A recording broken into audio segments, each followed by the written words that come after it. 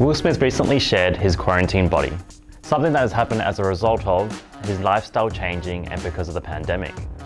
This is something that we can all learn from, and I'm going to break it down.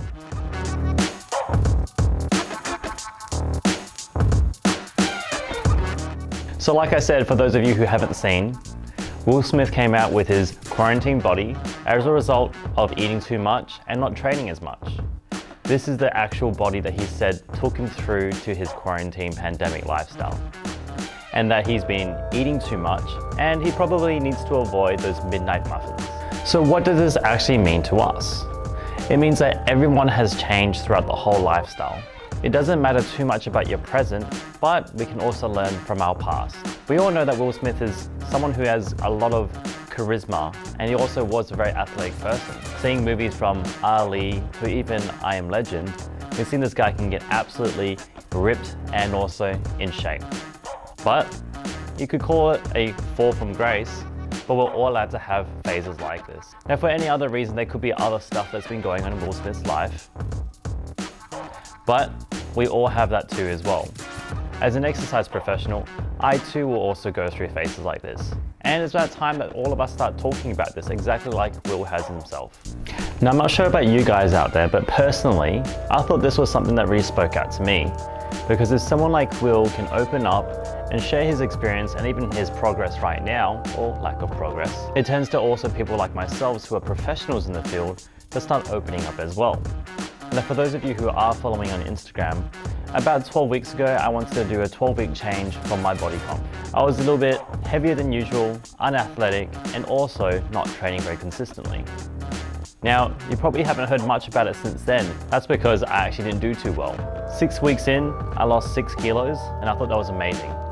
6 weeks later, I actually forgot all about it, and I started to put less focus on it. But there's some things that I need everyone out there to know and also understand. Progress comes more than just what's on the scale. Now, I'm not here just to, soothe myself out and make myself feel better, but it's actually true.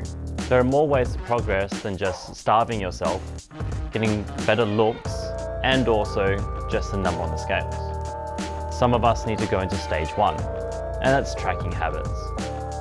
Now, like I said, you can probably see the comparison to myself from week 1 to week 6, and also now week 12 or 13.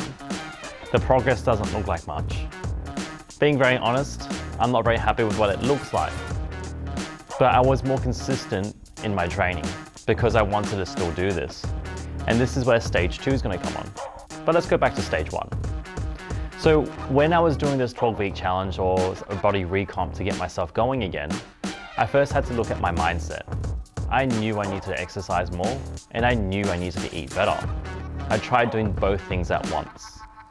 And it was funny because when I do this method with all my clients, I always say focus on exercise first. So what I did was, well, first of all, I actually got a coach, someone to keep me accountable. And for those people out there who do not have a coach, get one. Even coaches need coaches. So from there, I started going, I know I can exercise 3 days a week or 4 days a week. I know I get a program sent to me every single week. I'm going to make sure I do that. Once I started training consistently, I wanted to focus more on nutrition. Now, unfortunately, work got a little bit busier and my nutrition started to slide a lot. But my training still persisted. My training was consistent across all those 12 weeks. I trained 3 to 4 times per week for 1 hour. And what happened was, well, you can start to see. My strength increased, and I was training for Olympic weightlifting at the time. My snatch went from 50 kilos all the way up to now as high as 80, and my clean and jerk is now a consistent 105 kilos.